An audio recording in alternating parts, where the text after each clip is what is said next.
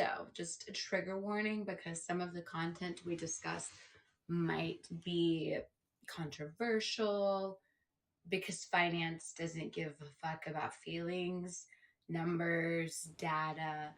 For some reason, people get very triggered. So I just wanted to go ahead and put a TA out there. But let's go ahead and dive right in. Jobless numbers claims 230 something more thousand first time unemployment jobless numbers. You guys, at this pace, we are going from Steve Jobs to no jobs.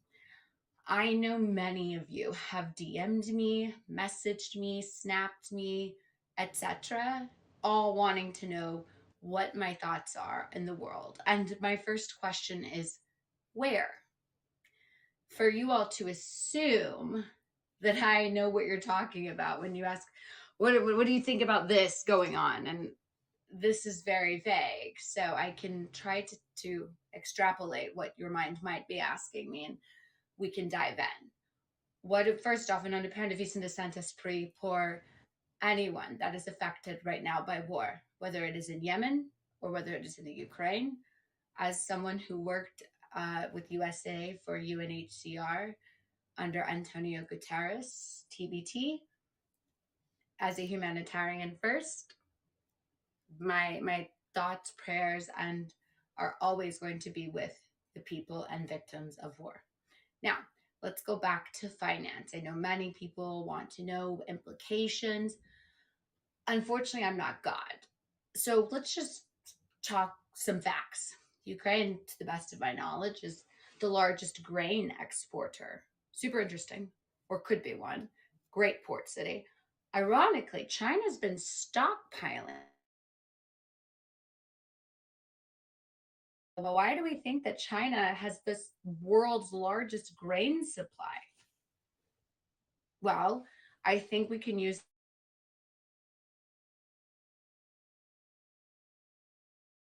yuan being tested in areas throughout China. Ironically, one place is close to the northern border, closer to Russia. Interesting. I do find sanctions to be quite weird when 16.1% of the Russia economy was dollared. I find it weird that no one wants to discuss how in 2014 Russia and China developed a de-dollarization program that had about 38 amendments they renewed every 3 years. And so even with all of that, today Russia's market was up 12%. Today Russia's ruble was up 1% to the dollar.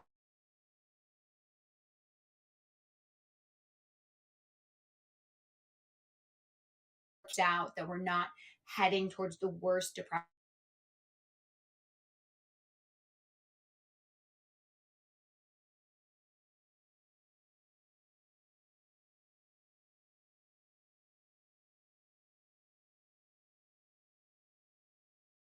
country. What are we doing? I think it's a fair point. Now, I do believe when we have companies such as BlackRock, and I have nothing against Larry Fink, I think he's an extraordinarily brilliant investor. Many of these investors are so brilliant. And as a global macro girl, I hope to be right up there with them. Knowing that Russian bonds were part of BlackRock's portfolio, no different than UBS, which is not American, had Evergrande. And again, we'll shout out Howard Marks with Oak Tree Capital. Again, another daddy of all daddies that I would love to be like with Oak Tree Capital, who was able to get the Palace and Venice to distressed Evergrande properties. So also, I do know the United States, based on what the United States has said, is they're going to continue to work with the country to push back Iran. So if we want to make a message from a mess, we have to look at it from a global macroeconomic perspective. 9 times out of 10, even if you're a 5-year-old or if you have a 5-year-old, more than likely anything you ever see based on military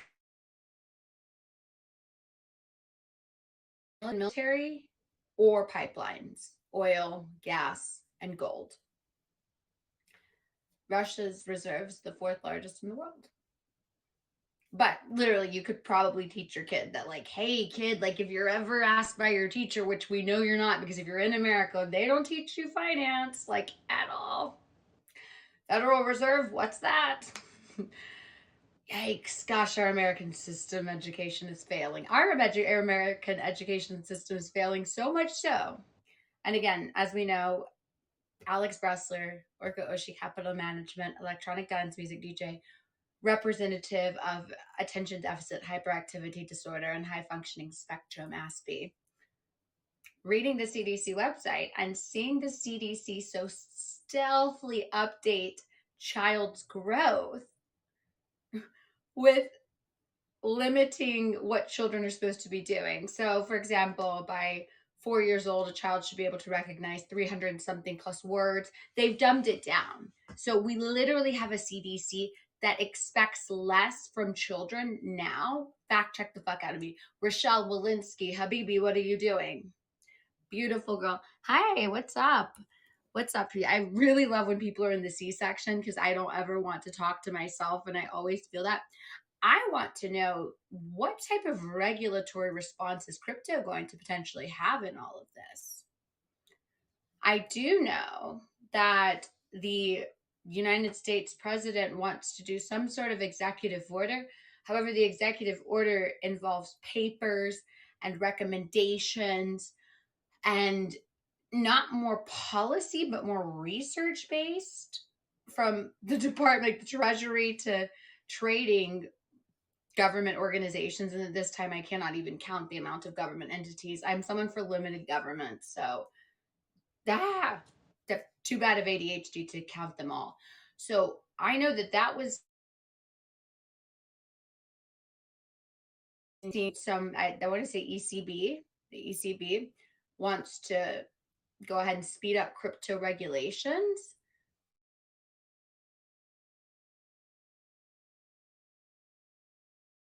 To fucking do with it. Am I right? Or am I right?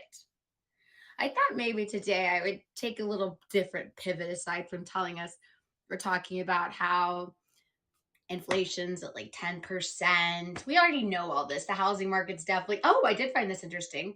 Fannie Mae, they they withheld mortgage backed securities. What the fuck is going to happen when our Federal Reserve has to start tightening its balance sheet and selling off the mortgage backed securities along with the treasuries it bought? We could see a big short 2.0. Oh, yeah, not to mention the Federal Reserve has to hike rates. So, my question is, by March 9th, are we going to see a 0.25 hike?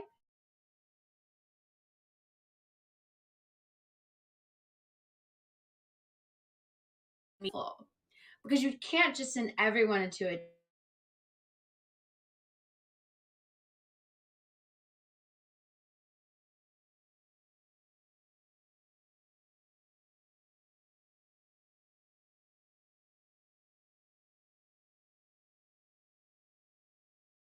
failure in the past several years, at least since 2019.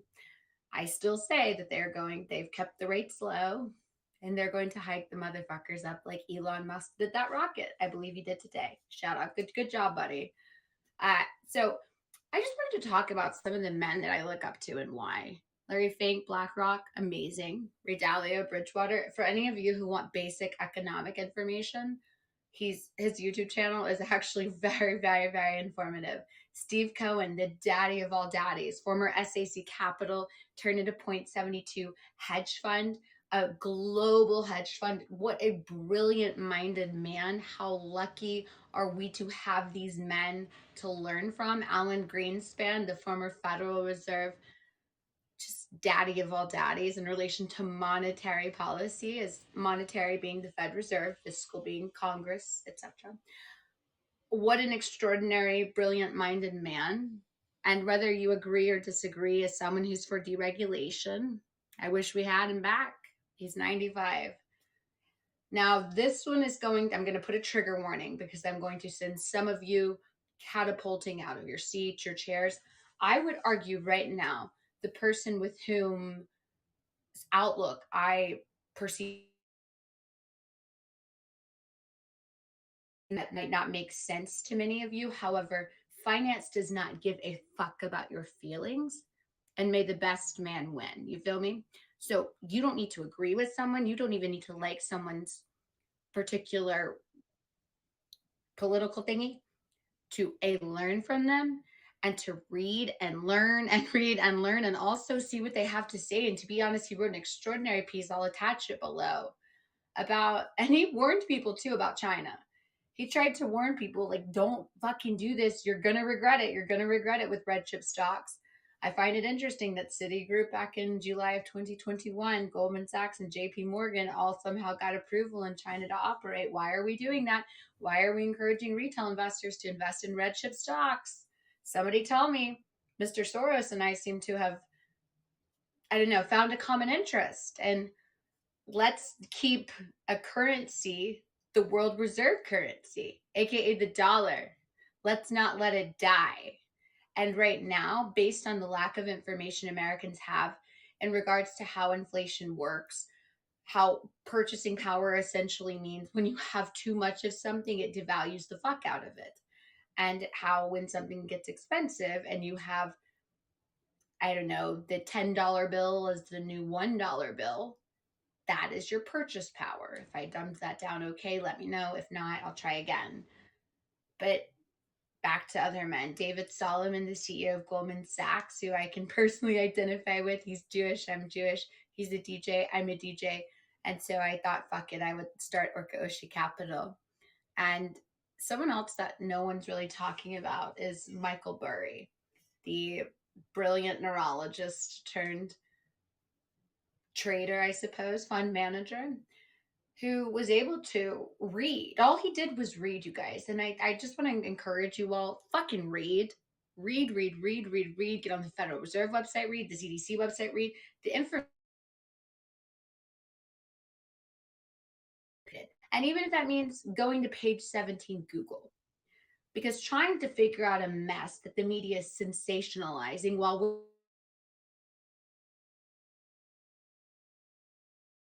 people. I've worked personally with refugees from there. They fucking hate it, okay? They don't like Al Shabaab terror group. And guess what? I fucking hate terrorists too. So good for the United States. I thought it was super interesting. No one in the USA was talking about how we were bombing Somalia yesterday. So I think that's something. So I think all eyes on China still. Moreover, all eyes, I've been talking about Taiwan with semiconductors, and I've seen the potential existential threat of the people of Taiwan. I believe, again, our biggest foreign policy mistake was not protecting the autonomy and sovereignty of the Hong Kong people. And so I pray that the people of Taiwan see this, hear this, know that many Americans and people across the globe, we're rooting for you.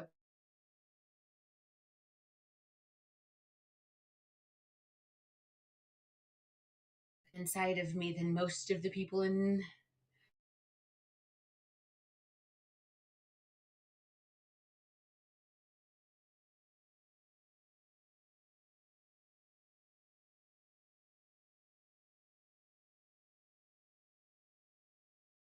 sanctioned anywhere. I mean, Raytheon, General Dynamics, Textron, the military, and you're like, how are you going to tell an American company where we can and cannot send our weapons to? I guess we're going to have to call Malaysia, one of our weapon buddies, and say, like, hey guys, what's up? I know you had like a little incident and then another incident with Goldman, but we won't talk about that. Can we get some weapons? Because it looks like Lockheed Martin was like censored kind of by China, which kind of like affects us. I don't even know how these combos go down. It doesn't even make any fucking sense. Why is China trying to sanction Taiwan? Because they want their semiconductors and they want their space. I can't explain the mind of Vladimir Putin. I can say I've watched him take advantage of Americans' piss poor policy in the Middle East. For example, no one talks about the war in Yemen in 2015 when the Houthis launched the attacks on South Yemen, and that started some shit. I didn't exactly see anybody talking about that like at all. But I do think it's good people are talking. However, let us not get distracted with just one country, because the best of my knowledge, any type of port city, pipeline, and anything that's going to affect the to your communities to a micro level based on pension funds. For example, UBS had Evergrande in their portfolio. Forgot what other ones off the top of my head. Evergrande, again, China's property developer. You guys, their whole sector is fucked right now. 28% of China's GDP comes from real estate. And Evergrande is like the Lehman Brothers. I really urge all of you, and I will do just another live to double, triple, quadruple what I have to say about Evergrande, Cynic Fantasia, and all of the other property developers all defaulting and not paying their dollars back and leaving bondholders just out and fucked to dry. What happens when you realize that your pension fund has Evergrande in it? Uh-oh. Not good. So everything affects us from a macro to a micro, from importing to exporting. So I wanted to just get on here, touch base. Love you guys. And I have back je t'aime, te amo, peace, love, unity, respect, and oh gosh, I forgot what to say. Oh yeah, and I have back. Seriously, I love you guys so much. Je t'aime, bisu, besu bachi.